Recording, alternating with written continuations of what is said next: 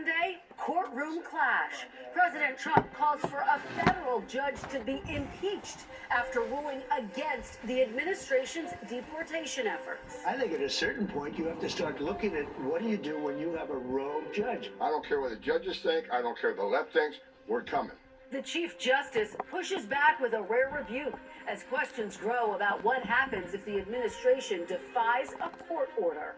Is the United States in a constitutional crisis? Yes, and democracy is at risk. My exclusive guest this morning, Senate Democratic leader Chuck Schumer and Republican Senator John Curtis of Utah.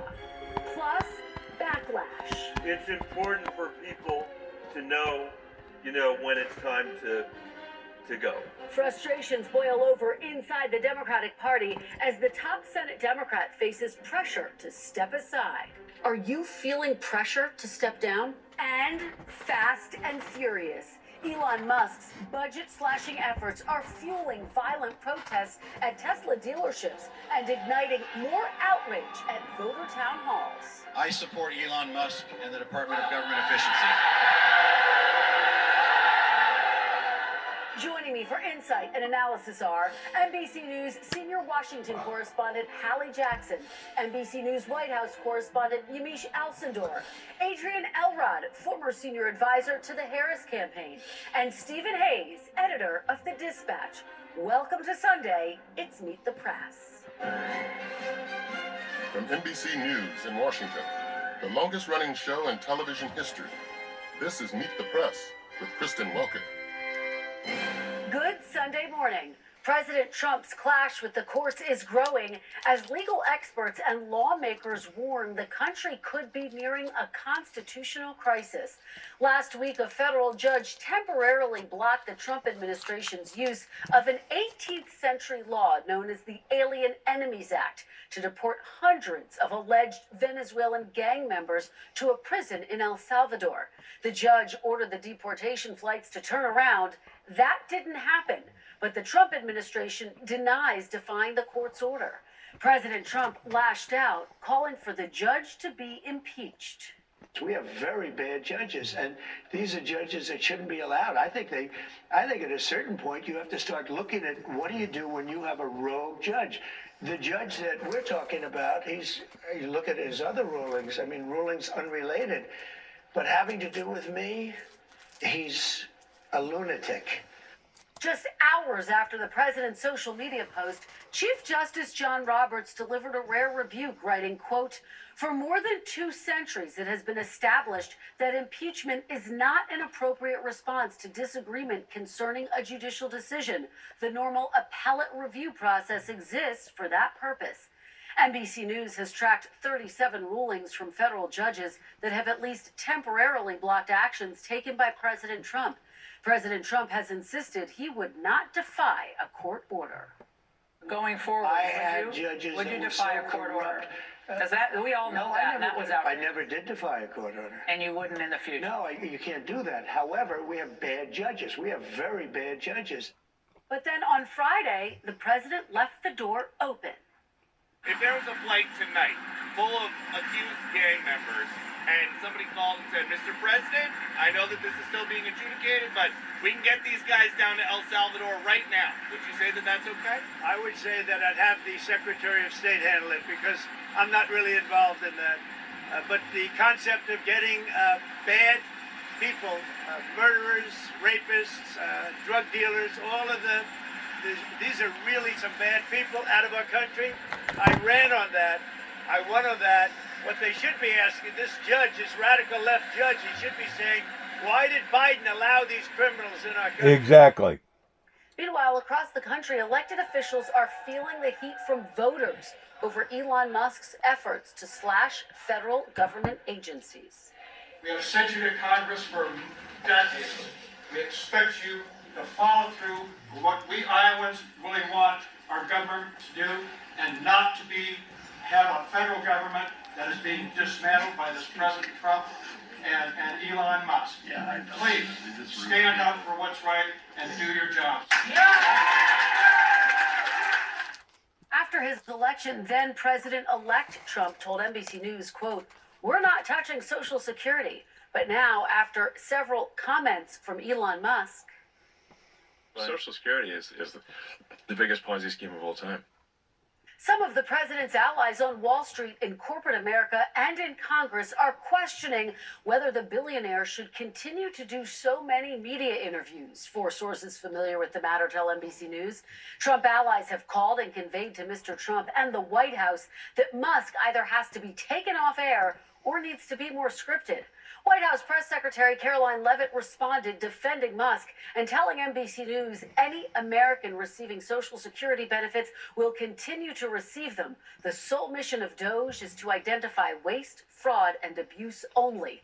The political landscape is also challenging for Democrats who are struggling to find a message to counter President Trump. Senate Democratic leader Chuck Schumer is now facing some of that frustration from members of his own party after siding with Republicans on the government funding bill. I myself don't give away anything for nothing. And I think that's what happened the other day. I was deeply disappointed that Senator Schumer voted with the Republicans. You know you're on bad ground when you get a personal tweet from Donald Trump thanking you for your vote. This isn't just about Republicans either. We need a Democratic Party that fights harder for us too. Let me just say, it's important for people to know, when it's time to go. On Thursday, I spoke with leader Schumer, author of the new book, Anti-Semitism in America, A Warning. Senator Schumer, welcome back to Meet the Press. Good morning, Kristen. Glad to be back. Well, it's wonderful to have you. We are going to talk about your book, Anti-Semitism in America, A Warning, in just a moment. I do want to start with some news topics, this back and forth between President Trump and the judiciary. This week, the president called to impeach a judge who ruled against him on deportations of alleged Venezuelan gang members, as you know. Supreme Court Justice John Roberts released a rare statement rebuking the idea of using impeachment to settle judicial disagreements. Some constitutional scholars and fellow Democrats, Leader Schumer, say this is a constitutional crisis. Do you agree? Is the United States in a constitutional crisis? Yes, I do, Kristen, and democracy is at risk. Look, Donald Trump is a lawless, angry man. He thinks he should be king. He thinks he should do whatever he wants, regardless of the law. And he thinks judges should just listen to him. Now, we have to fight that back in every single way. And we actually have had over 100 cases in the courts where we've had a very good record of success. So Donald Trump, infuriated by that success, said judges should be impeached. Let me tell Donald Trump and the American people, Democrats in the Senate will not impeach judges, full stop. President Trump said he would not defy a court order. Do you agree? Do you believe him? I don't trust him. We have to watch him like a hawk. Defying court orders is why our democracy is at risk, and we'll have to do everything to fight back in that regard. I'm curious to know what that looks like, because in a recent interview you said Democrats will have to take extraordinary action if President Trump defies the courts. Leader Schumer, can you be specific with me? What exactly is extraordinary action? Look, this is an extraordinary moment. It does require extraordinary action. If he defies the Supreme Court, then we are in uncharted territory that we haven't been in for a very long time. And our entire democracy, this whole beautiful enterprise of democracy that we've had for over 240 years, is at risk. And look, I believe that if Donald Trump should defy the courts, the public will rise up. Democrats will fight it in every single way. And I believe, autocrats only succeed, Kristen, if the public lets them. But if the public is so angry and takes action, and certainly we Democrats will, it will trigger a mass movement from one end of the country to the other, something that we haven't seen in a very long time. All right, well, I do want to move to some of the discussions on Capitol Hill. Because of your decision, Leader Schumer, last week to clear the way to pass a Republican funding bill and avoid a government shutdown, you have faced calls from outside groups, even members of your own party, to step aside as minority leader. When asked about your future to town hall, Senator Michael Bennet said, quote, "It's important for people to know when it's time to go." Leader Schumer, are you feeling pressure to step down? Look, I'm not stepping down. And let me just say this, Kristen. I knew when I cast my vote against against the government shutdown that there'd be a lot of controversy, and there was. But let me tell you and your audience why I did it, why I felt it was so important. The CR was certainly bad, the continuing resolution, but a shutdown would be 15 or 20 times worse. Under a shutdown, the executive branch has sole power to determine what is, quote, essential. And they can determine without any court supervision. The courts have ruled it's solely up to the executive what to shut down. With Musk and Doge and Trump and this guy Vogt, Voght, I think is how you spell his name, as the head of OMB, they would eviscerate the federal government. On day 2, they could say, oh, SNAP, feeding hungry children, not essential. On day 4, mass transit, all transit, aid to the states, not essential. We're cutting it. On day 6, Medicaid, we'll cut that by 20, 30, 50, 80%. We'll go after Social Security. We'll go after the veterans.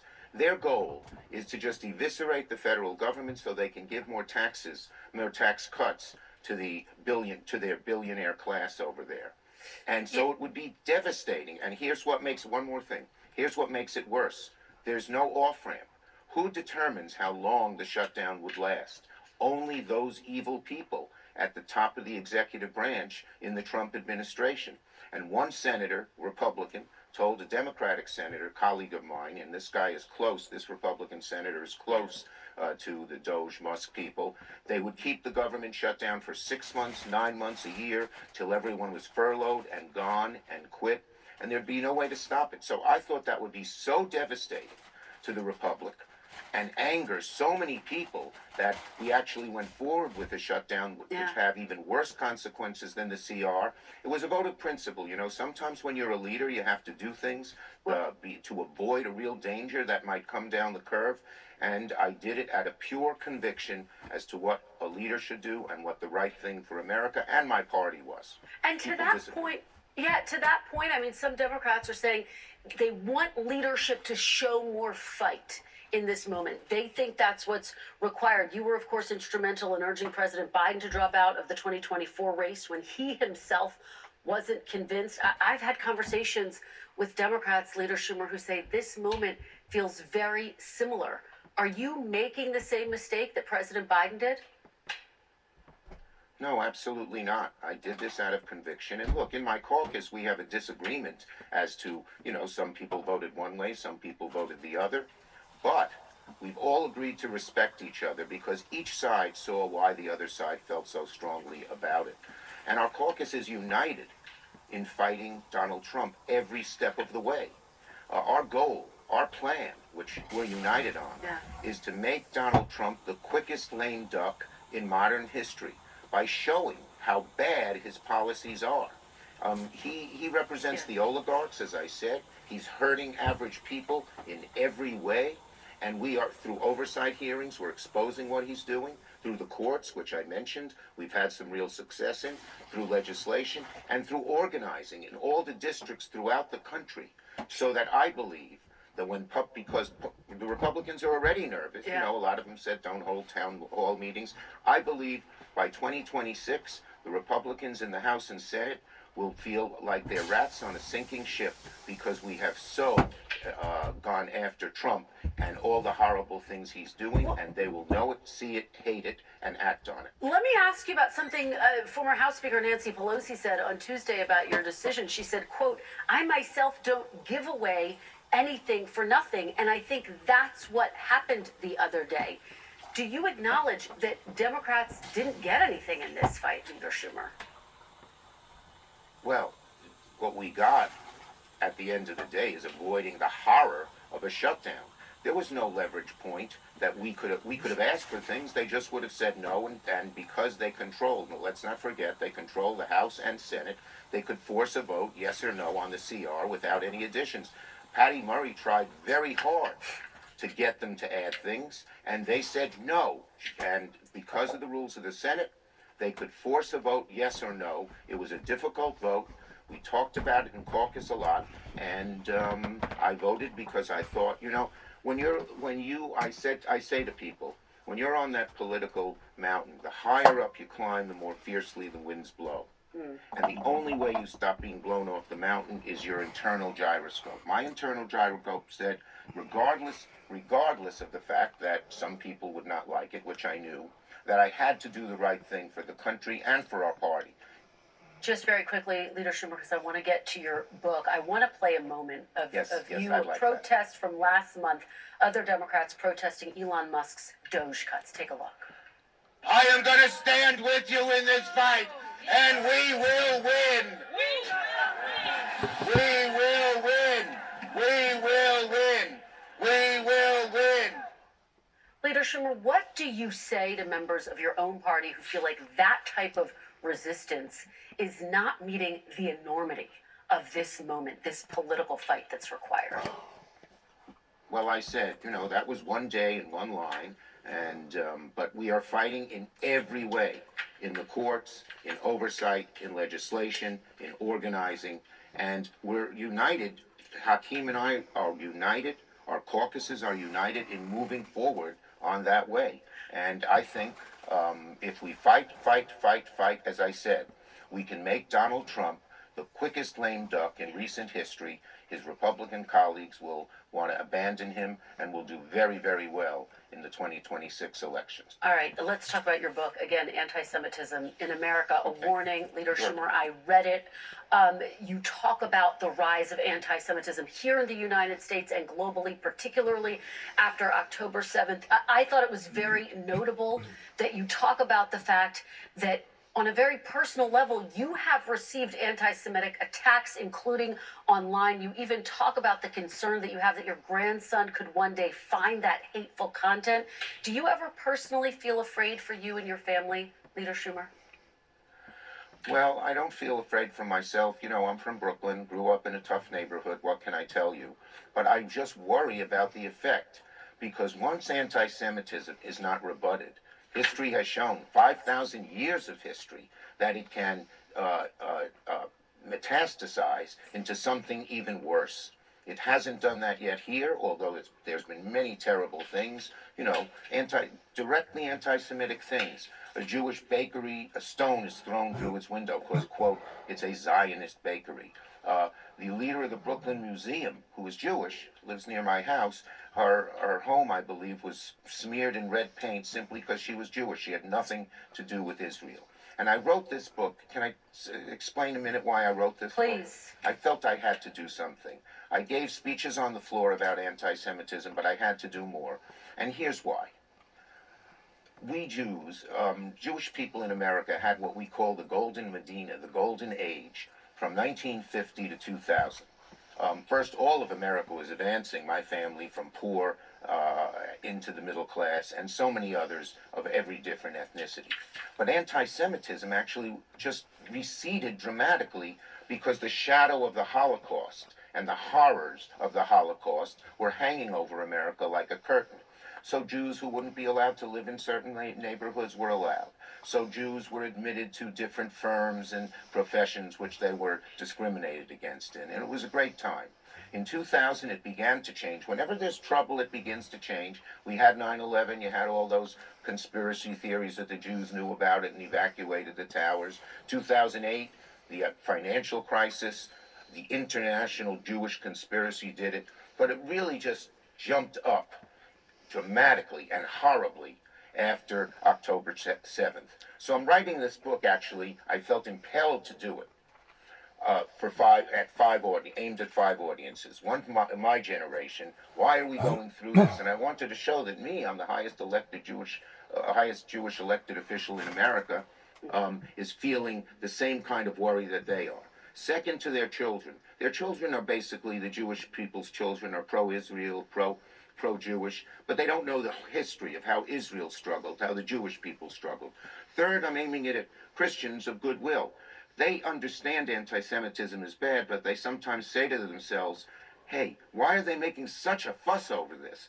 Well, we have 5,000 years of history on our backs, and as I said, it can metastasize. Third, I aimed it at both the hard right, and we've seen how viciously anti-Semitic they could be, but also at the hard left. I felt as a progressive, I could talk to them about how some of their anti-Israel activity, I might disagree with it, but they're certainly entitled to do it, and it is not anti-Semitic, has been sliding over into direct anti-Semitism. And fifth, Kristen, I would like all of America to read this. So I hope it will be reading in colleges and in high schools to teach people the history. You know, of people under, I think it is 25, 20% believe the Holocaust was a fake, and another 50% don't even know about it. I believe the best antidote to anti-Semitism is education. And that's what this book does. And I think it does it in a sort of non-professorial, friendly, not friendly, but, you know, engaging way. Well, it does. And look, you are the highest ranking Jewish elected official. I think the right word would be professional way. The anti-Semitism has definitely showed its ugly head since the war started over in Israel.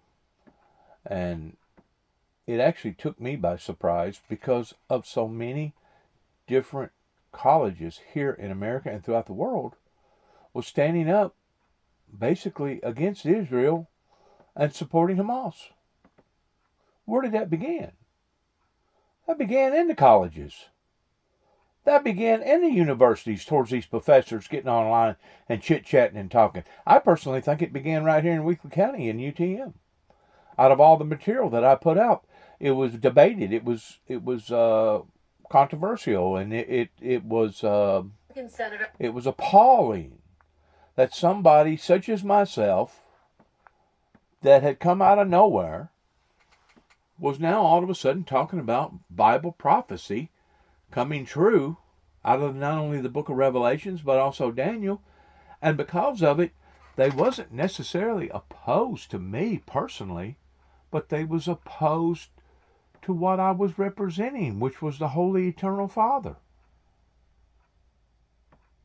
Now they'll tell you, oh no, we believe in freedom of speech, and we believe in freedom of religion, and they'll even put their clothes on and go to church on Sunday telling everybody that they're a believer in Christ, but yet no, they haven't supported the founder of the Windmill Ministries in the past 30 plus years. What's wrong with that picture? I got churches right here less than 2.5, 3 miles from where I live that, as far as I'm concerned, from all indication, they stand with the majority and not the minority. Well, I stand with the minority pertaining to the Holy Father and pertaining to the righteousness of God.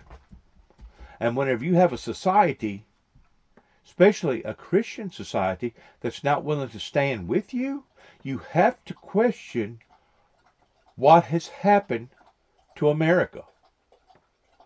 Because out of all the Brush Arbor meetings that I've ever heard or attended to, I didn't attend to many because I was too young at that time, but out of all the Brush Arbor meetings and all the movements that's ever occurred in America, going all the way back into the 1800s, was based around a holy, righteous, loving, graceful God through His only begotten Son, Jesus Christ of Nazareth. You can have a so-called movement or a so-called revival, but the movement that he was talking about a while ago is a movement of hate. And I didn't realize that movement had become so strong and basically had marketed itself right here in the very area where all this began in my life, going all the way back to 1988, until I moved back here Whenever I moved back here in 2014, for the next 3 years, I was so disappointed. I was so hurt.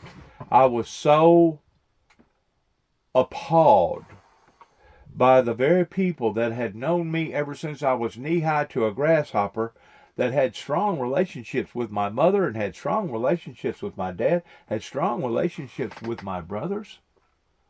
And whenever I come back here, it was as if a bomb had blown up down here in the Hop-In, Cydonia, Beach Ridge, Davy Crockett area. I had never in my life seen the devils that was coming out of the woodwork, primarily because, why? Because they had done burnt them bridges, and they'd done made up their minds that they was not going to accept the things out of the Bible. It didn't really have nothing to do with me. But you know what? They can't fight an invisible God. But what they can fight is the person who's representing that righteous, holy God. And that's exactly what was happening. Me and my brother had become nothing more than whipping posts down here at this property. And it was really, really sad because I knowed that various law enforcement agencies knowed it. They seen it. They heard it. They knowed what was going on up here. And they turned a blinded eye to it. And I'm talking about the people right here in Weakley County or Obion County, the submerging counties that I live in, basically turned a blinded eye to it, hoping that there was going to wind up being blood on the floor. And my brother and I talked about this, and we talked about this, and we talked about this to the extent that they was actually cornering him up, my brother, his own peers, blaming him because I had come back into this area. And basically giving him an ultimatum that, hey, if you don't run your brother off of 291 Thompson Road, Sharon, Tennessee, zip code 3255, we're going to run you out of here. We're going to make life hard on you, David. And that's exactly what they done. They tormented my brother for a consecutive, consistent 3 years that my brother David was obtaining anti-Semitism coming from various community people in this area. It wasn't all of them, but it was at least 10 different families that was rearing up of the fact that Dennis Jackson had the gall to come back to Northwest Tennessee, where his grandmother and grandfather, and where his mother and his father and his great-grandmother and his great-grandfather and their fathers and mothers, going all the way back to the early 1800s is whenever my people come into this area. I mean, that's a long time to leave a mark. And whenever I come back in the hopes that I was going to be able to reform or at least help some of these people in identifying, first of all, that we did have a broken government. Second of all, in helping the veterans, that without them, we're doomed. I mean, there was a reason why that my family didn't turn on James Robert Jackson, and it was primarily because under the statute of pardoning him, because we knew that he had fought in World War II, and odds was, of course, they didn't have it labeled at that time towards being post-traumatic stress disorder. I think they had it labeled at that time towards being bombshell. It was another name for it.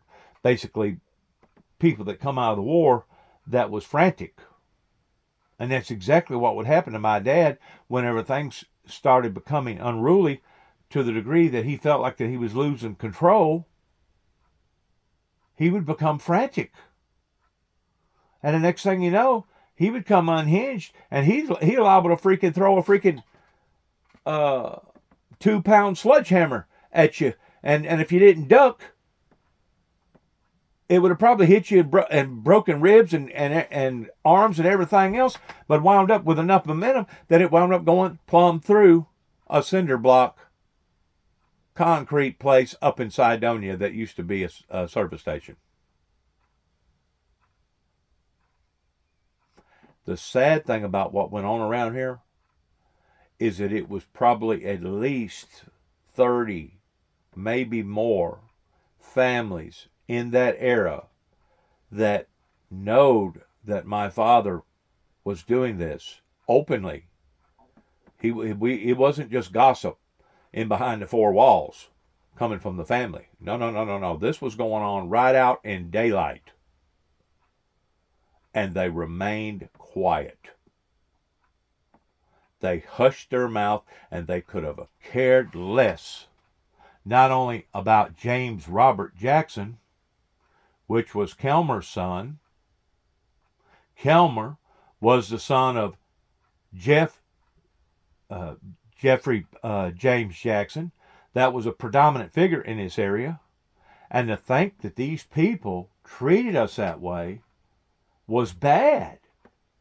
But to think that they was treating the children, didn't have enough gumption to raise a red flag pertaining to how that my father was just basically in a roar during that time, it's appalling. It's appalling, because we could look at our father and say, well, you know what? We know what has spawned this to the degree of being bombshell or whatever that they used to call it. Now they call it post-traumatic stress disorder. But to look at these other ones around here that had never had no military activity in their lives, and to think that they sat back and didn't even have the gumption of getting on the telephone and calling the judicial system up in Dresden, Tennessee about what was going on down here was sickening. And some of them people are still living in this area. Very few, but there are still a few of them that are still living in this area that I know for a fact knowed exactly what was going on with James Robert Jackson, because it wasn't just going on in the four walls, but going on all over the neighborhood. I mean, I've had my peers that I went to school with have talked about how my dad's aggressiveness was. And to think that my son wanted to overlook or deny the facts about that and wanted to sway his differences more so towards his grandfather than he did the truth about his dad actually speaks volumes about my son. And it's all based around anti-Semitism to a large degree, because it was my great-grandfather, Jeff Jackson, that was standing up at that time in doing the predominant thing that was right for the community. And it wasn't until after World War I had ended was whenever America decided to put on a brand new face, and that's whenever America decided that they was going to start doing things in more of a sophisticated manner, and they labeled it as more of a humane manner pertaining to being civilized, okay? And that's whenever they started having different courts held in different ways regarding having juries and having attorneys representing the clients and giving the people that was being accused of that crime somewhat rights too, which was basically unheard of up until then, because if you was accused by your accuser that you had stolen even so much as a horse during that time, and you persuaded the judge that what this person done was in fact what he done or what she done, that judge at that time was not just a judge. They was the judge, the jury, and the executioner. Well, society over here in America after World War I decided that was too raw, especially whenever it come to open public executions, because basically the people had turned that into a circus. You had people that was willing to spend their life's earnings of traveling in a horse and buggy just to get 5 counties over, because they heard that there was going to be a lynching or a killing of an execution going on. And they would actually get in behind that appearance and turn it into something that was in fact barbaric, that was in fact unhumane. Kind of like putting a person that had a deformity about himself or herself in a circus, and everybody paying money to go and laugh and make fun of that person. Those things actually did at one time occur. It's still hard for me to wrap my mind around the fact that you had a society that was so out in left field that you had people that had convinced themselves, because an individual had a darker suntan than what the white people did, that they was monkeys or that they was apes, even though they had the exact same formations as far as 2 eyes, a nose, a mouth, and 2 ears, 10 fingers, and 10 toes. How can a group of people be that disgustingly deceived? It's got to be demonic. It's got to be supernatural that has fallen into a society that has done this. What they're talking about pertaining to the anti-Semitism going on today here in America, that if they don't stomp it out, and like I said, I was really floored whenever I seen what happened over in Jerusalem, and then later on I seen how that the people was standing up against Israel and holding their base more towards Hamas than they was Israel. I was in a way kind of floored about that, but in another way, I knew what the scriptures had already taught me about the end times. And I guess in one way I kind of expected it, but in another way, it floored me. It floored me. But then again, I realized how that not just I, but my brother and I was treated right here in this area. So it was more acceptable for me to accept that, listening to the national radio and the media and seeing that it wasn't just one college, it wasn't just 2 colleges, but it was almost across the board with all of them.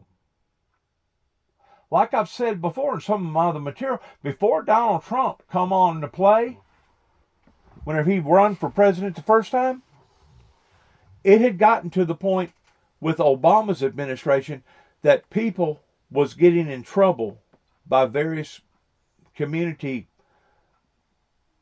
pillars of the community standing up against people putting lascivity scenes out in their yard pertaining to the Virgin Mary, Joseph, the Christ child, and the 3 wise men.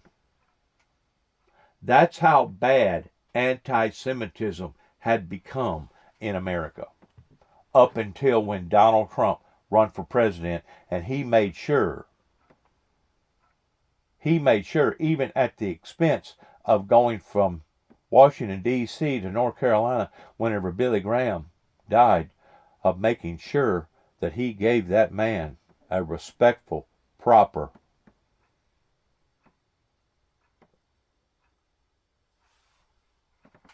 burial. Now, people can gouge, they can talk, they can mock, they can make fun. The so-called Christians that claim to be under the same cloth of believing in the same Lord and Savior, they can talk the talk all they want, but the proof is in the pudding by their actions. And their actions for the past 30 plus years, right now I'm speaking about myself, pertaining to the founder of the Windmill Ministries, their actions has proven contradictory to the way that they're supposed to react and respond towards other brothers and sisters in Christ. And that just didn't start down the road We're talking about people that go to First Baptist, Second Baptist. We're talking about predominant people in this area that was supposed to be able to read and write and be able to understand and read the Bible and believe in the Bible. But somebody like me pops up and all of a sudden, away with him, away with him. Which was the exact same thing of what happened to Christ. That was an anti-Semitism court movement that day. And it was Jesus' own people, the Jews, that kept telling Pontius Pilate, away with him, away with him. And even Pontius Pilate, no, or King Herod, or whoever it was there towards the last, whenever he washed his hands, because he explained himself. He said, what this man has done does not reach the discernment of mandating a death sentence upon him. We've already done beat him. We've already done flogged him. We've mocked him. We've put a crown of thorns and shoved it into his skull to the point that blood was ushering out of his skull. He was standing there as weak and as humble as a dish rag. But yet now his own people were saying, no, away with him. We want him dead. So in that era, at that particular time, it was customary for the people to have the right or a decision using a diplomatic type procedure of the people having the choice of whether or not they wanted to release Jesus or release Barabbas. And Barabbas was known of being nothing more than a scum of the all scums. He was a robber, he was a thief, he was a liar, he was a womanizer, all the above, a drunk, and all the above, the worst of the worst. And whenever Pilate gave the people that choice, that final choice, which one of these out of these two men do you want me to release?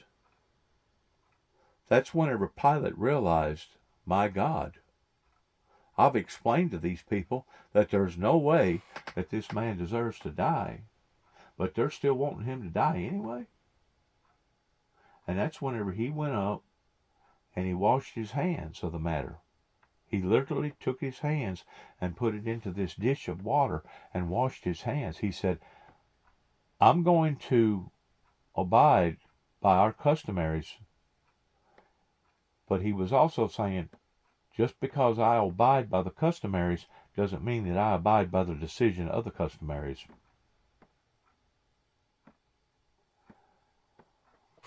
Whenever it comes to anti-Semitism, anti-Semitism has been in existence ever since the beginning of time, pertaining to people standing up for a righteous, holy, eternal God.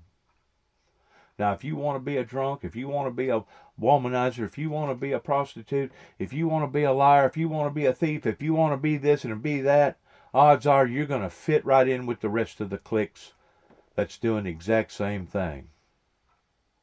But whenever you're out here trying to live a righteous life, and your teaching is based around a righteous lifestyle because it was Christ that lived openly a righteous life, that's whenever you become an enemy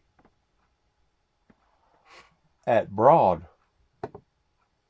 to society. So what has done this to our society over here? I think it's been multiple things. I think it started during the assassination of Kennedy. I think it was fumigated before Kennedy's death, that they was going to corrupt America, that they was going to take America over and never fire a shot.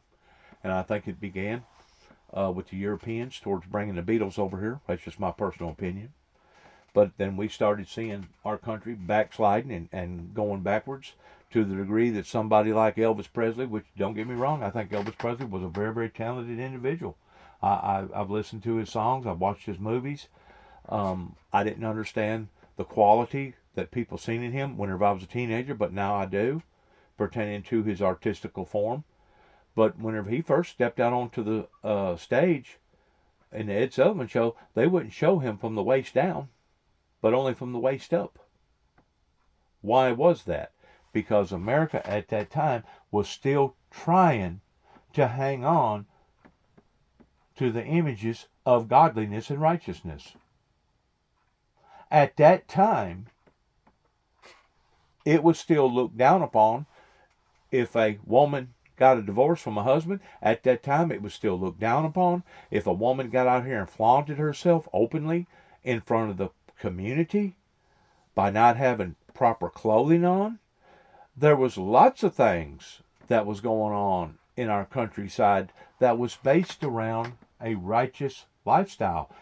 There was even a time whenever no businesses was allowed to perform businesses on Sunday. I think it was called the Blue Law or something like that. I mean, people at one time held dear to the very standards that we read about in the Bible of those people that held that same righteous stance in holding it dear. Religion has been under attack since the beginning of time, pertaining to holy, righteous religion. Now, you can have a made-up religion. You can be Hare Christians. You can be some other kind of far-fetched ideal, or make up some sort of an ideal about some prophet, Muhammad or whatever, and you're acceptable in society. A matter of fact, it's gone so far in America to where you can actually open up a church and put a logo on the front of it of a 5-pointed star and tell people we're Satanists. We believe in praying to Satan, and that's acceptable to the Baptist and the Second Baptist and all the other churches around here, because they wasn't going to appeal it. They wasn't going to resist it. But somebody like me steps into the play, and my God, all freaking hell broke loose in our lives. And the courts in Weakley County allowed it. The judicial corrupt system sat back and was waiting for the trigger man. It didn't matter what trigger man it was, but it didn't matter. At what expense? We're going to get this guy Juby, and we're going to lock him up, and that's going to be the end of him. Away with him. Away with him. Now, most of them won't profess to that. They will not tell you the truth about that. And I'm talking about people that go to church and hold these positions in the eyes of the people pertaining to the judicial system. They won't never tell you that. But David and I knew by their actions that that's exactly what they was doing. They was hanging us out to dry, hoping that there was going to be blood on the floor. And it wouldn't have mattered if it would have been somebody else's blood or my brother's blood. It didn't matter.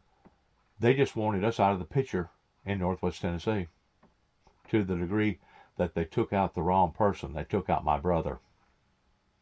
He died at the age of 51 because he could not handle the peer pressure that was being placed up into his life by his peers and by the courts that was supposed to have been protecting David.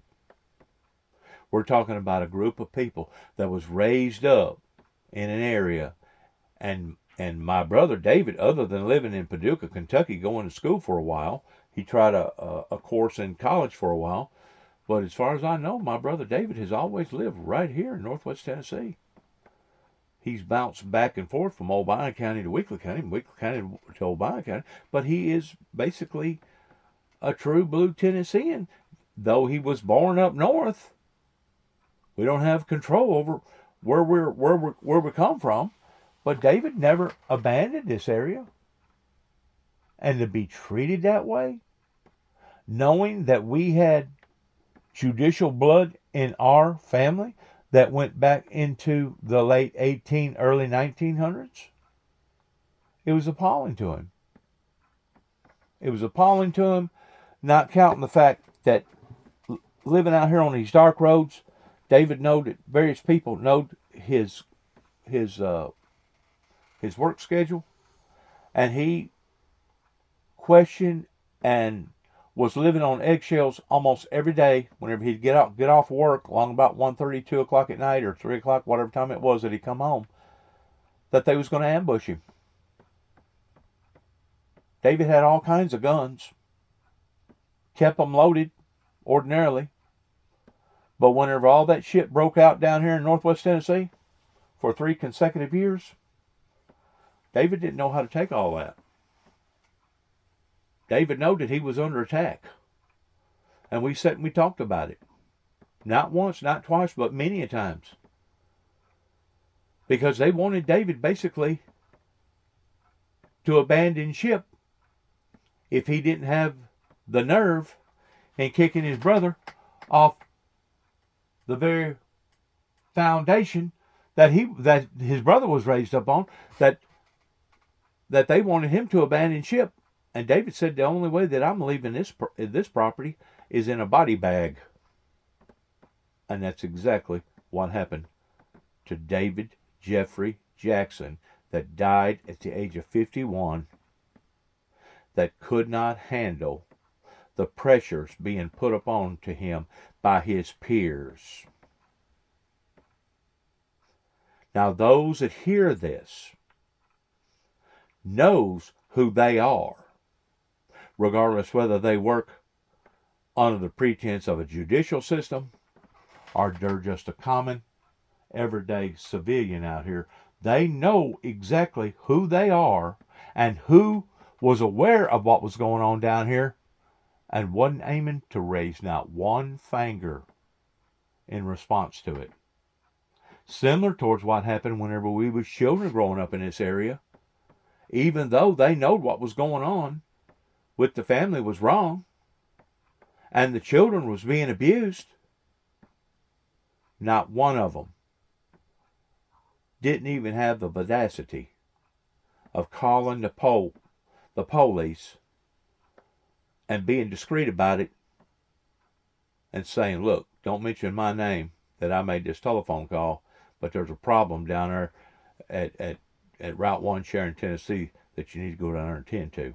As far as I know, not one time was a truant officer at our property.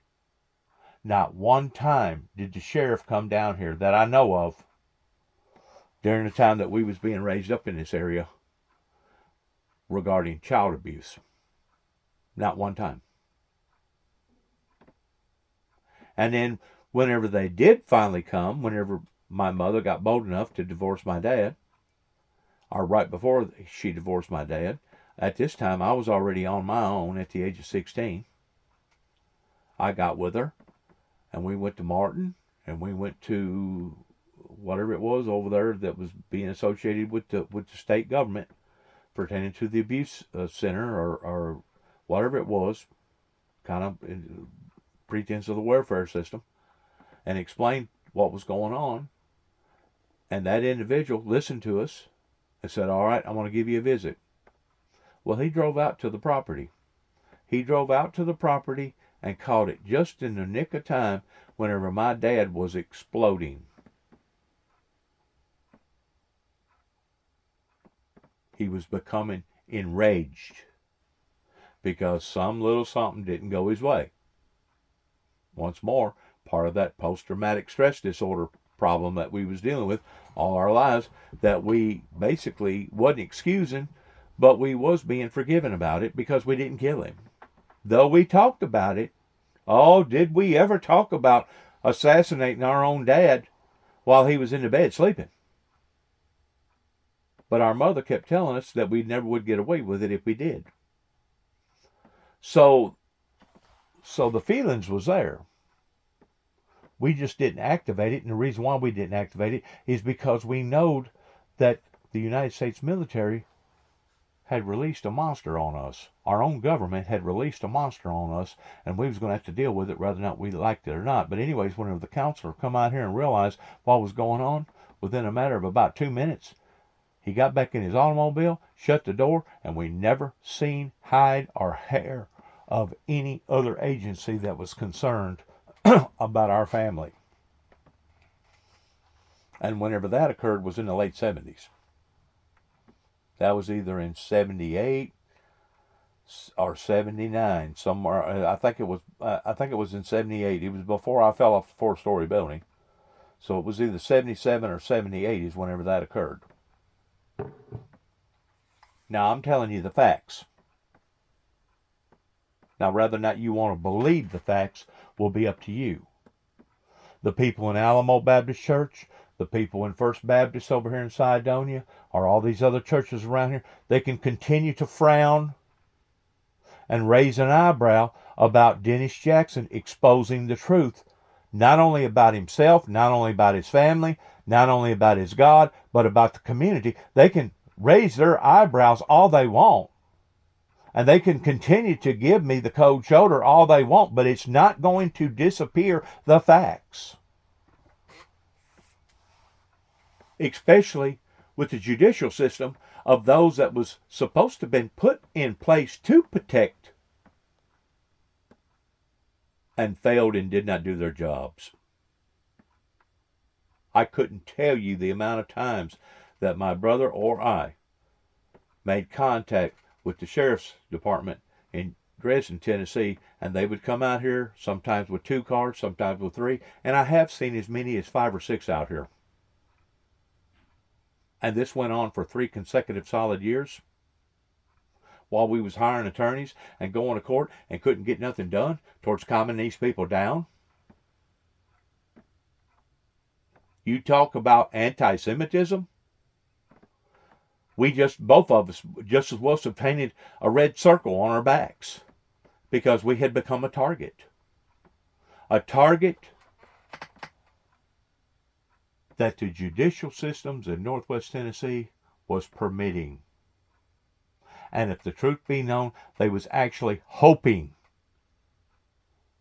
that there was going to be blood on the floor. They was hoping that it was going to be Dennis James Jackson, known as Juby's blood on the floor, but it wound up being my younger brother David. Now these are facts. This ain't no hokey pokey made up fairy tale. This isn't an Easter bunny fairy tale. This isn't a tooth fairy funny fairy tale. These are facts.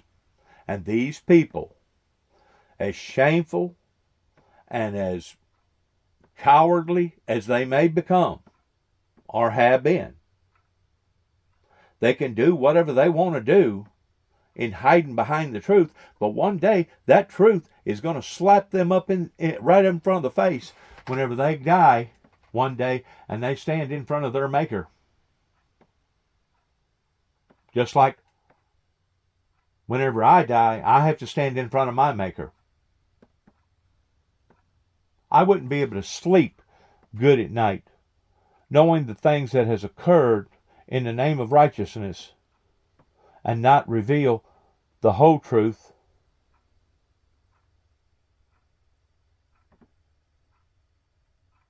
Nothing but the truth pertaining to the testimony coming from the founder of the Windmill Ministries Missions here at 291 Thompson Road, Sharon, Tennessee, zip code 38255.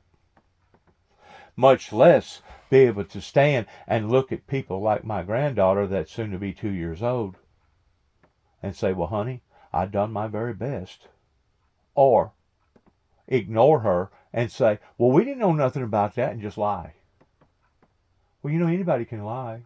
And anybody can convince themselves of a lie. But there's going to come a time to where you're not going to be able to do that. Whenever you're standing in front of the great white throne judgment, and all truth will come out at that point in time. Every idle word will come out. All will give up its dead, including the sea. At that time, there won't be no hiding. There won't be no debating. There won't be no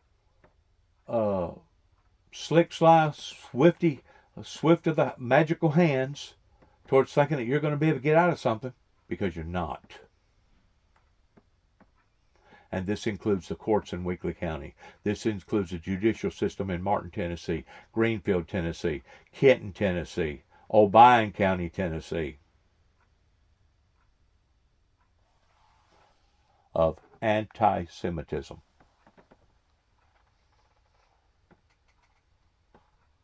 I put up a 6-pointed star on this property. You would have thought the churches would have embraced that, would have supported that. But as of today, March 24th, this is Monday morning. This broadcast has been delayed 24 hours. I ain't heard no preachers come down here and talk to me. I ain't seen no preachers come down here and talk to me. I ain't heard no deacon board come down here and talk to me. I ain't seen no members come down here and talk to me about none of this, as far as it being in a respectful tone of voice and in a respectful way.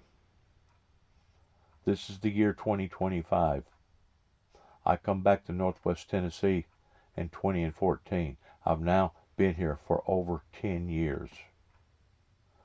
Now the attacks seems to have slowed down quite significantly now since time has went on. But at the same token, I still don't see a positive movement coming from this area out of the churches, much less the courts. So you tell me why I'm not supposed to believe that these people are doomed. You explain to me why that I think these people are full of you-know-what, whistling Dixie in the air whenever I can see the proof in the pudding towards their actions versus their words. I know what I know, and that's what I know. I am what I am, and that's what I am. I don't try to be nothing that I'm not. I'm a sinner saved by grace. God has given me a message. I am a messenger. I revealed the message. People was against the message. The messenger hadn't done nothing to them personally, but because I was the messenger and because they could tangibly see me or touch me or attack me, that's exactly what they done. The demons in them people was working overtime whenever I come back to Northwest Tennessee in 2014. That was so gravitational extent that it was the pressures upon to my brother David to the extent that it caused him an early death at the age of 51. And this was after he went to work. And give or take 3 or 4 hours into his work stage, maybe 7, 8 o'clock, maybe 10 o'clock that afternoon, he'd just got through getting over some sort of a bad ear infection or head infection or something like that.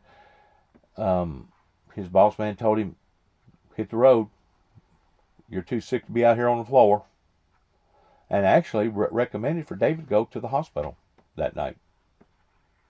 He was showing that type of dilapidation that going on in his life, and rather than David going and doing what his supervisor told him, he went up to the park and took a cat nap and woke up about 30 minutes later and felt good enough that he drove himself home. And thank God he didn't run over nobody. Thank God he didn't kill a bunch of children. Thank God he didn't wind up doing a bunch of damage to himself and his automobile. But he made it home by the graces of God. David Jeffrey Jackson made it home. Though he didn't park his vehicle where he usually does, outside by the road, I could tell that morning, and I also sensed that morning that something had happened. And while I was talking to my cousin in California, Julie, I walked down there, and I seen his vehicle parked in a unusual spot. And that's whenever I had a gut feeling something's wrong. Actually, I had the gut feeling about 2 hours before that, whenever I was awakened in a frightful state, almost like I had fallen out of a window in a tall building. Whenever I awoken, it was a very frightful awakening. Even though I didn't dream that night, I didn't have a vision or none of the above. Whenever I awakened in a frightful state. So that was the Holy Spirit trying to tell me that something had happened that morning or later that evening or that night with my brother. And sure enough, whenever I opened up the door, talking to my cousin on the phone, Julie, as soon as I opened up the door and I looked and I seen my brother in the position that he was in, laying on the couch, I knew that he was dead. Didn't have to have a coroner, didn't have to call the ambulance out here to tell me that that man was no longer with us. His body was there, but David was not. David had left the brutality that had been brought up into his life unnecessarily, that the courts had allowed to happen here in Northwest Tennessee. And if people like Tommy Moore or Randy Brundridge or any other judge or any other probation officer thinks that they have done this and they're going to get away with it, they are full of madness. Whenever the people hire people in these positions, they intend for them to do their jobs.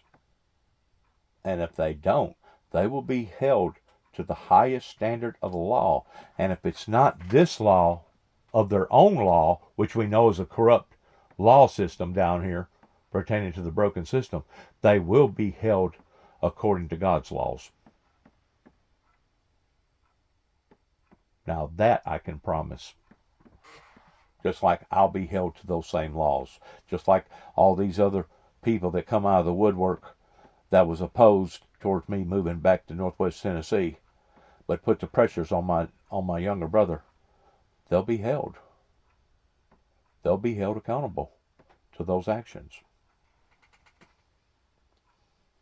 Curtis of Utah. Senator Curtis, welcome to Meet the Press. It's great to be here with you and in person. It is wonderful Yes. to have you here in person. We really appreciate it.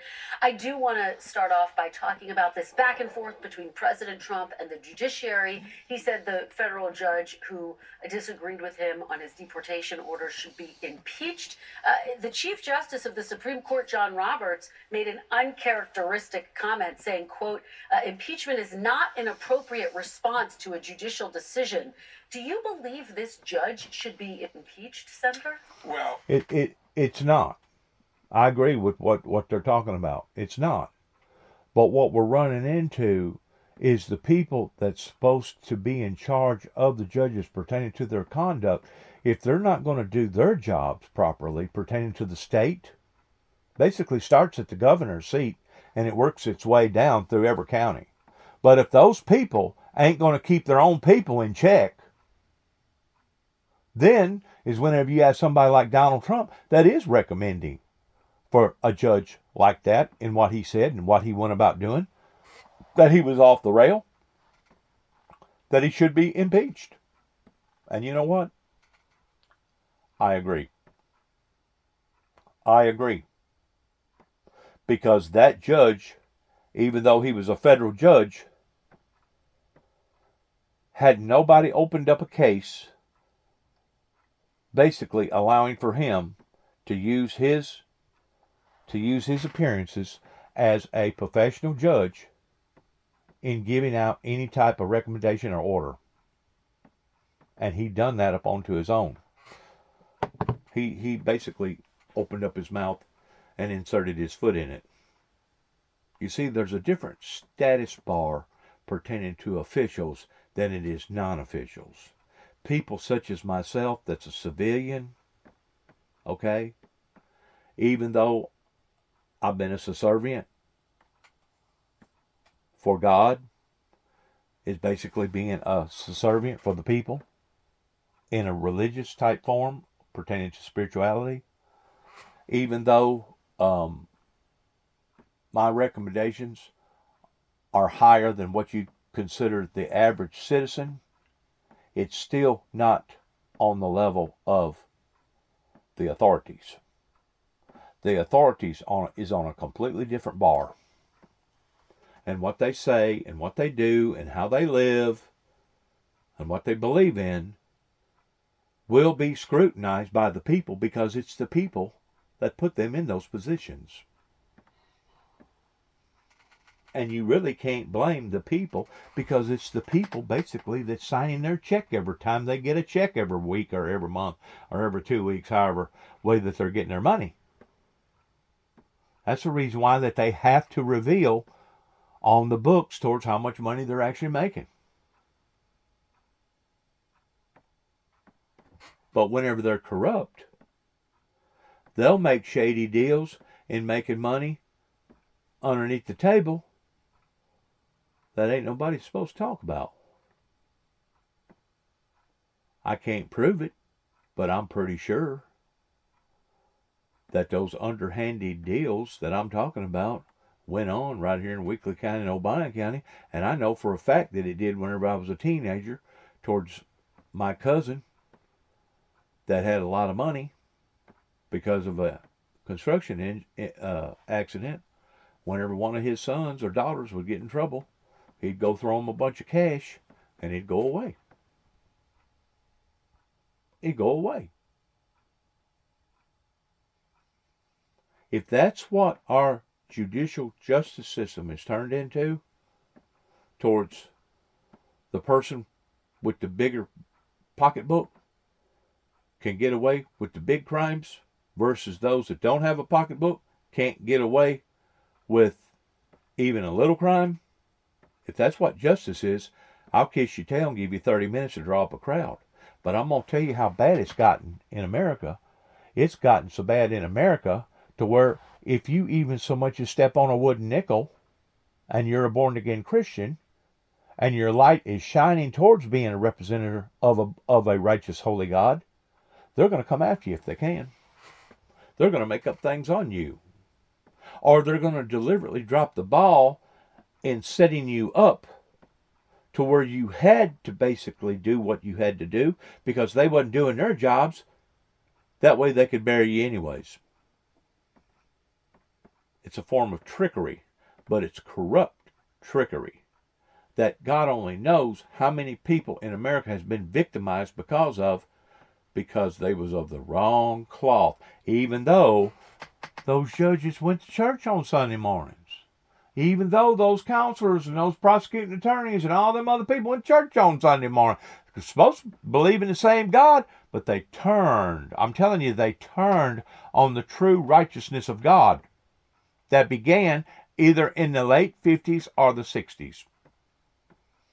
And they kept improvising, kept compromising to the degree that now I guess they can just strip off their clothes and just walk around any way that they want to. They can abort and kill unborn children. They can use God's name in vain. They can burn the American flag right in front of the courthouse.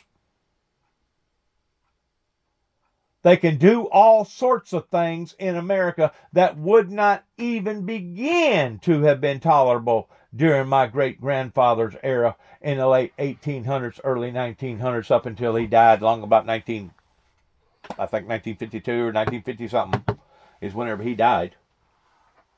But at one time, he was a predominant figure in this community. He was a pillar. Him and his wife both. They was merchants. They helped the community. They brought in children into this world. Being a midwife, didn't charge community a penny. And my brother knew this. My brother knew this. And to think that we had gotten let down by a supposedly just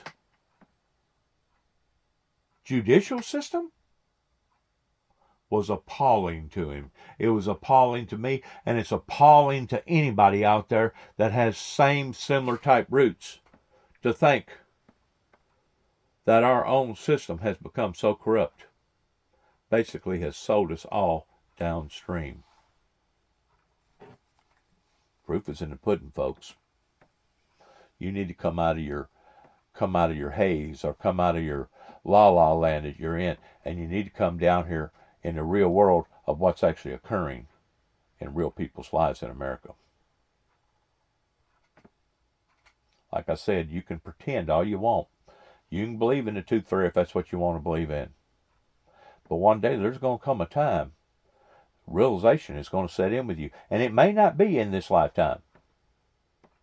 But I promise you, in a lifetime to come, it will hit you right smack dab in the middle between your eyes. And whenever it does, this may very well be the very thing that costs you your soul. For Christ said, what has it gained a person if they have gained the whole world, but ultimately in the end they lose their souls? It would have been better if they had never been born, according to the Bible that I read. Federal judge. So listen, I would never be the one to say to the president what he can say and what he can't say. I'm going to tell you, if it were me, I probably wouldn't be poking the people that are going to make decisions about me. But that's me, and the president's going to do what the president does. And just to button this up, I mean, you heard Leader Schumer say he thinks this is a constitutional crisis. Yeah. It sounds like you wouldn't go that far. Well, listen, it's easy to throw out. And by the way, it's a financial crisis that could lead into a constitutional crisis. But why did it ever get this bad out of hand to begin with? People need to be watching this and say, this is actually what our founders intended. This tension, right, between the three different branches. And Congress has our role in this, and you could fairly say we need to do more, and I'm with you, right? I think a lot of this opens up for the president when we don't do our job. Are you confident that the Trump administration's actions here in this specific case are legal? When you say specific case, you're referring to the flights? Yes, the flights, the deportation like flights. Like you, I'm watching all this. I'm trying to gather the information. I'm not a lawyer, so let's let this play out. And I think that's the beauty of the courts. I like the word that she used towards competency. I'm tending to believe that there's more unconfident people that's holding these positions toward judges and law enforcement agencies than there is confident people. I'm really believing that, and especially whenever they're attacking the people that's trying to help society, so that we can have a system that will be efficient for our children and our children's children and our grandchildren, and people still rearing up about it. Proof is in the pudding towards what kind of people that they are. This thing never should have reached this boiling point of where it is towards kicking the can down the road and raising the debt ceiling the way that they have for the past 20, 30 plus years. But it did, and it has, and this is our reality that we're living in. Now, you can put your head under the pillow. You can continue to sit with your hands on your hips if you want to, but eventually all this is going to come. All this is going to be revealed. It's going to be revealed. Just like the Bible says that all things will be revealed. And I've learned that the stereotypical town hall may not be the best way to communicate with your constituents. I've changed my town hall format. I actually say a few remarks, and then we break into groups, and I take 5-minute interviews with constituents as long as they will wait. I've gone as long as 2 hours doing these 5-minute interviews, and they love it. And that's the accessibility they're longing for. And part of that accessibility, though, what we're seeing is this outrage that it's Elon Musk at the forefront of these cuts. They say that is Congress's job. What say you, Senator? Should this be the job of Congress? Do you have the oversight responsibility for these cuts? First of all, let's acknowledge that their anger and their fear is real, right? And exactly. I think that's what I learned around the state last week. But I think it's this false narrative that somehow somebody can't get involved that's not an elected official, or just because they're a... No, it's our false narrative of believing that we can continue to keep kicking the can down the road, even though we're $36 trillion in debt, and we're just going to go on living like we've been living, enacting like that the oil spigot wasn't never going to dry up. What we're dealing with is a group of people that's deceived. They're deceived emotionally, physically, and every other kind of way towards a group of people that's been adjusted towards getting their cake and eating it too, and now they realize, oh my God, this is fixing to really happen, isn't it? Well, yeah. Somebody's going to have to make the adjustments. Somebody's going to have to correct the wrong. and make it right. But you see how that they're bouncing on the people that's doing that, similar towards myself, in revealing the truth about all this. I now become the bad guy. It's similar towards what I done out in Oklahoma City, Oklahoma, whenever I went out west and I discovered that there was an actual government cover-up. Instead of me being rewarded and getting some sort of medal in my courageousness and going out there and doing that, I'm still being degraded. And if you don't believe me, all you got to do is look up my name, Dennis James Juby, Jubby Jackson. Channel 6, Channel 9, all them Oklahoma news agencies out there, they ain't taking that stuff off their websites. Still there. So what are they doing? They're still trying to damage my character. It's called character assassination. Even though I can prove and have proven that my gut feeling was correct, I'm still being punished on account of it rather than being rewarded. It's unbelievable in how corrupt and upside down that this great nation has become. And I can understand the reason why other countries look at us with a distasteful, bitter taste in their mouths toward basically hating what America has turned into. They loved what America at one time stood in a righteous form in doing at one time. But now, since they've become ugly, the people see the ugly, and that's the reason why we don't have near the friends across the pond. Or those that pretend to be friends that in actuality only taking advantage of us. See, it's got to do with that concept that I was raised up around towards why buy the cow if you can get the milk free? Why buy the cow if you can get the milk free? Well, that's spread abroad all over the planet. And why would you be in El Salvador wanting to meet or match your responsibilities towards America if America was just giving the milk away? You ain't got to buy the cow if you automatically get the milk. So now it's turned on the American people, but they're still not willing to accept it. They're still in a state of denial. That's why they're doing what they're doing right now and raising up and doing what they're doing. Steve Bannon this week made some headlines saying that he's working on a plan to allow President Trump to run for a third term. Is there any scenario where you would support a third term for President Trump, which is not legal under the Constitution? Yeah, I wouldn't have supported a third term for George Washington. So that's a no. That's a no, yeah. Okay. Senator, thank let's do it you again. so Yeah, much. thanks so much. Please Yeah. come back soon. Senator Curtis, we really... All right, let's move on. Sorry about talking so much and you not hearing what he was actually saying, but I felt like that I needed to say that, and I said it.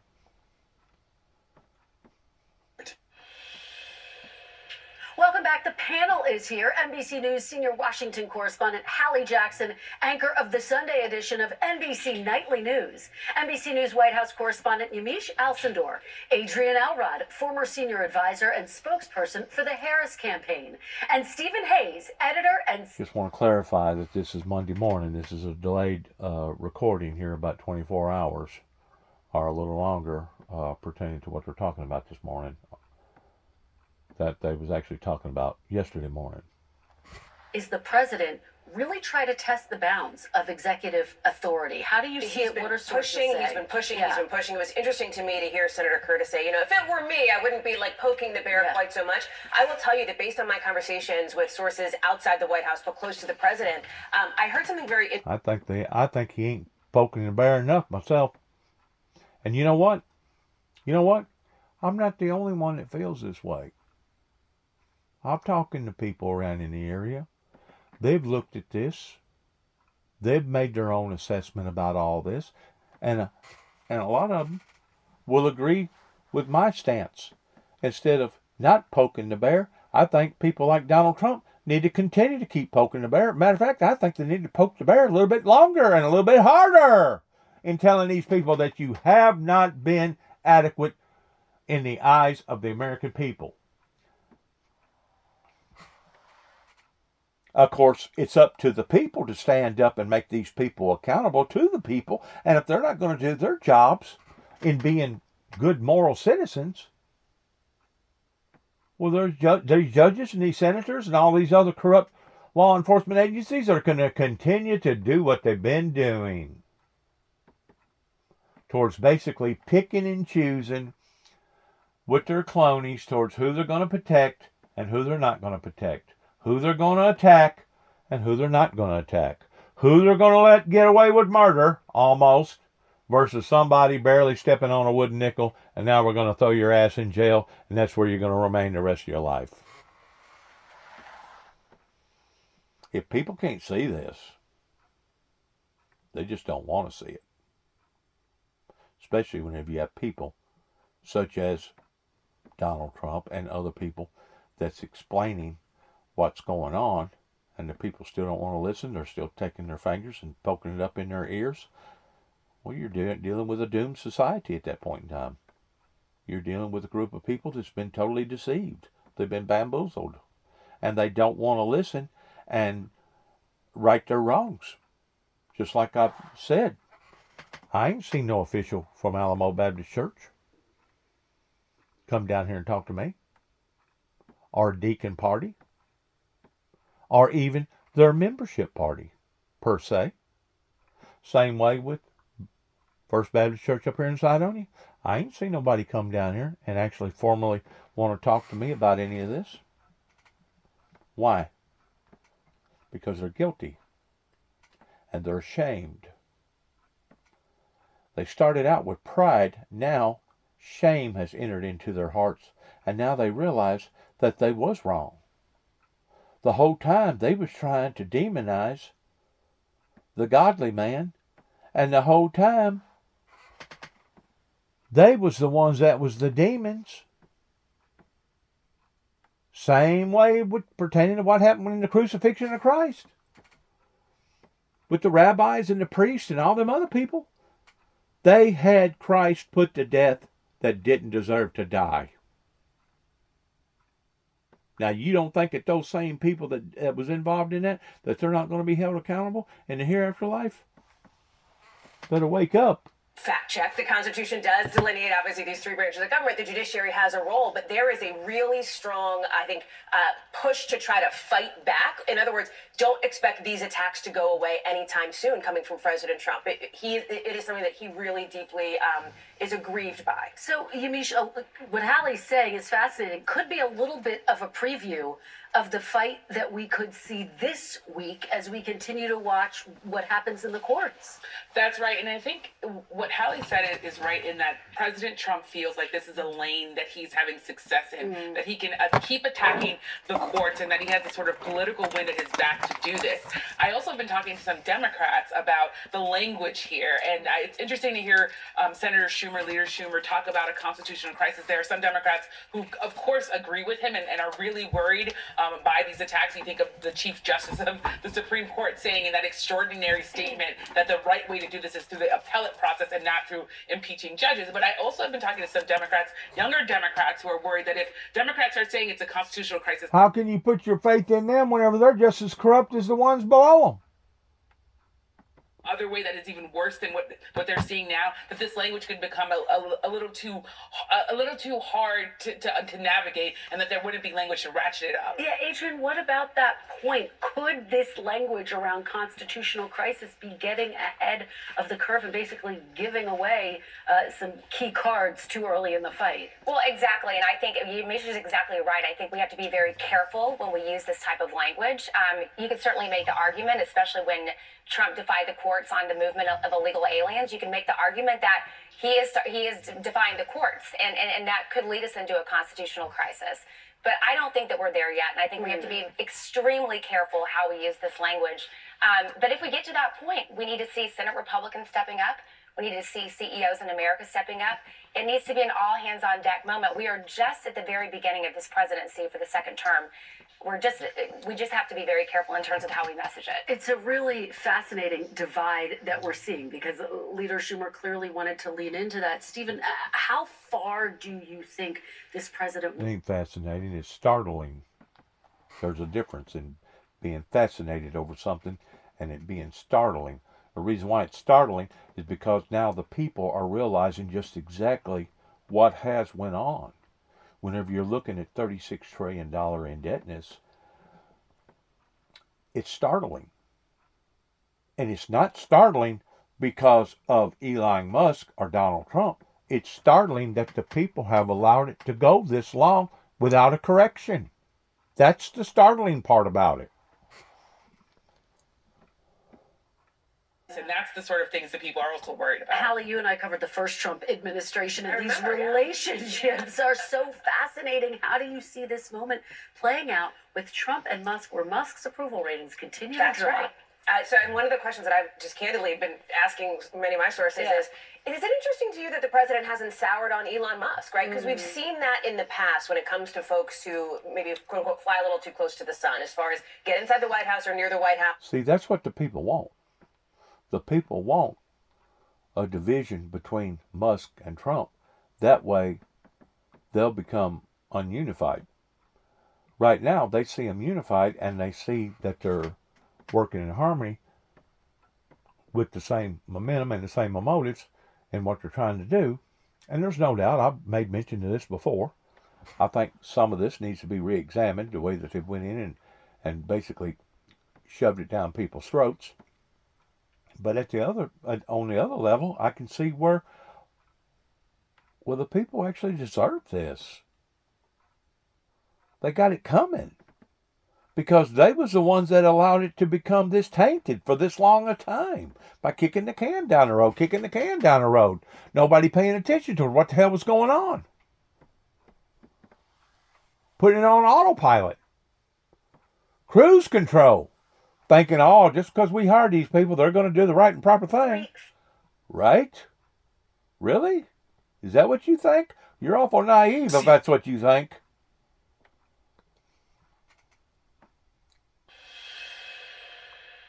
Welcome back. The Trump administration this week declassified more than 63,000 pages of documents related to the assassination of President John F. Kennedy, delivering on a campaign promise. Legendary newscaster Walter Cronkite broke the news live on the air, his voice breaking as he delivered the official announcement of the president's death.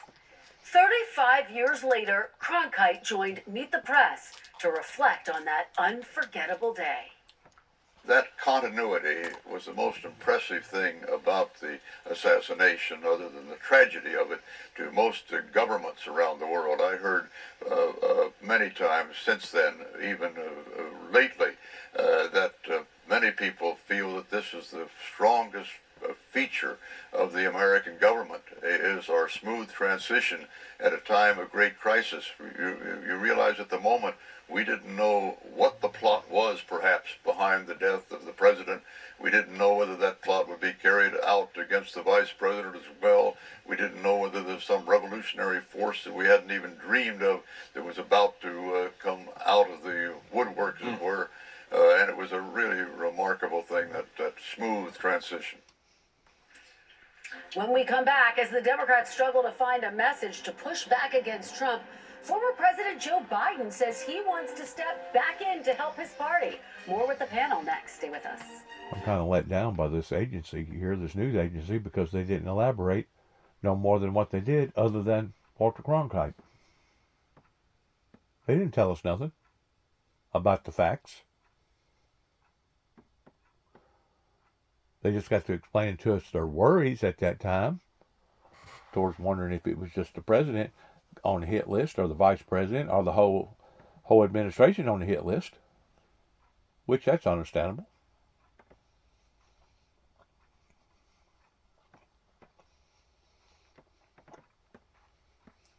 We're going to turn this off of this. We're going to go to this right here now, and we're going to see what Good Morning Joe is about. About some of these other issues, the contrasts are extraordinary. You have veterans being fired from the federal workforce by the world's richest man in the world who is... Like I said a while ago, some of this stuff needs to be re-examined on overreach, especially with our veterans, especially those that's in critical positioning places in the government. Who is literally going around wielding a chainsaw. You have the VA being slashed and burned. At least he ain't being two-faced about it. At least he ain't trying to hide his imagery towards saying one thing and doing something just the very opposite. See, that's what the American people expect. And I'm not saying that all of them in general, but the majority now expects for people to be just as two-faced as what they are. And whenever they're not two-faced, it's astonishing to them. Oh my God, this guy come out here with a chainsaw. Do you believe that?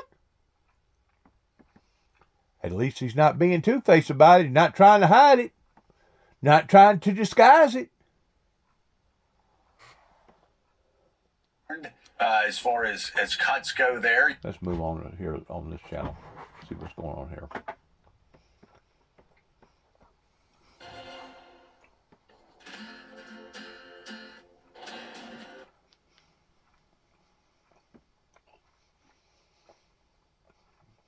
To Republicans because she will not be a national figure. He is not a national. He's never done anything. The scariest thing for Bernie Sanders is actually become president. They should have to actually do something besides vilify billionaires and success. I'm going to push back. She is a national figure. On She's the left, known. she's a national, and in her district, people voted for her and for Donald Trump, and she actually wanted to find out why. Now, I'm not defending Alexandria Ocasio. I can't. And by the way, I have great footage. Maybe we'll air it here on the show. We aired it this past weekend. I went to her district last week. A lot of people don't know who the heck she is. They said we haven't seen her here since she was elected. I get you're right. She's a show horse in that regard, but she does hit populist notes, and so you have the populist left that she hits along with Bernie Sanders, and you have the populist right. In MAGA and Donald Trump. Chuck Schumer represents the establishment, and that's the tension that you're seeing there. And I don't know how it's going to shake out, but I would never underestimate Alexandria Ocasio-Cortez because look at who she took out to get that seat. Chuck Schumer should be worried. That's the last thing she did of purpose because she was a bartender and Joe Crowley was ignoring us down, and Joe Crowley was somebody who was going to be speaker. That was a heck of a win. But since that time, she said nothing except keep Amazon from revitalizing Long Island City. Well, since she's done, she doesn't show up for anything. She stands for the New Green Deal. That's her idea. It was a disaster. Very street savvy. It's going to be a huge debate on the future of the Democratic Party. Carly, we got some more news for us. Good morning to you guys. I certainly do. Got some news overseas to get to here. Happening today, the Trump administration officials are in Saudi Arabia, set to continue peace talks with Russian officials as they push for an end to the war in Ukraine. U.S. Special Envoy Steve Witkoff says he thinks Russian President Vladimir Putin, quote, wants peace. Today's talks come after last week's agreement temporarily halting attacks. Still killing and butchering one another. On tariffs, we don't have the clarity on. Women, young people stand in the middle in front of damn town. That guy makes me sick to even get on him, and I don't even want to hear nothing about that guy. Denver. Now, I will say the other reason that 34,000 people are coming out to Denver is this, and this is where the Democrats need to step it up, frankly. Remember back in 2017, the first day or the second day of the Trump administration was the Women's March. And from there on out, there were just constant outlets for people to channel their anger and frustration and rage with the Trump administration. And you saw a lot of protestation. This time around, there has not been that. You've seen some Tesla protests, and you've seen Bernie and AOC do their tour. But the Democratic Party really has not provided channels for people to express their frustration and anger. And I think if they want to capitalize on this moment, as much as it's about ideology, I don't think it's that much about ideology. It's about figuring out avenues for voters to come into the party. And that's what... Have you not never thought about maybe they're the ones that come into their senses and seeing the same stuff that everybody else is seeing? Can you talk about the other ways that money is showing up in this race? What does it look like for voters? Well, Elon Musk has two different groups here. He has America PAC, which, as you might remember, played a big role in organizing voters around the country and in Wisconsin. Data this week. Well, of course, PCE is the inflation figure that the Fed most closely is concerned about. Of course, that's what is in the basket of what we as individuals buy our goods and services, and so that's going to be a big number to look for. We're not particularly concerned about inflation right here. I mean, we do believe that inflation that has come down a lot is probably not going to come all the way down to the 2%, or definitely not this year, probably not next year, and maybe not for a long, long time, and that'll be okay. That might mean lower PE multiples, but generally what we're more interested in is this uncertainty that you speak about, and that companies, FedEx is a big one. It may be a bellwether that we need to worry about, that there may be a recession coming, may be time to lay off people, and that's where, we really stop spending. We don't just grouse about it, but we stop. And so far, so good that way. Yeah. Linda, great to get your take on all of this. Thanks so much. Thank you. All right, Linda Dissel joining us. We've got a short break, and then we'll come right back. Stay with us.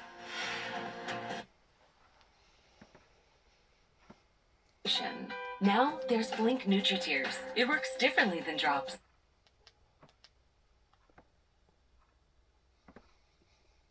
It's the truth, the facts, and the hope that Omega XL can bring you. Case closed. Go to OmegaXL.com/John Walsh or call the number at the bottom of your screen right now to take. That guy right there, John Walsh, he's got some relatives that lives in this county.